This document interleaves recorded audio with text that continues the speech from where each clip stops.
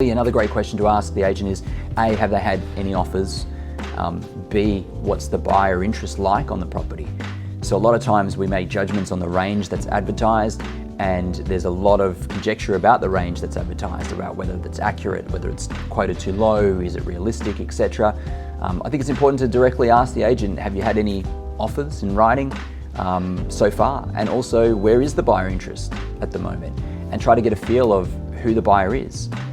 What type of buyers are interested in the property, and that will help give you a bit of a feel on interest and on price, aside from just looking at that quoted price range. When you're a young first home buyer and it's really tricky and you want to try to ask all the right questions and get the information right, it can be quite daunting because you know as when you're inexperienced in buying, you want to make sure that the basic things are there, but you're not asking silly questions or feeling that you're not out of your depth, because we see that a lot.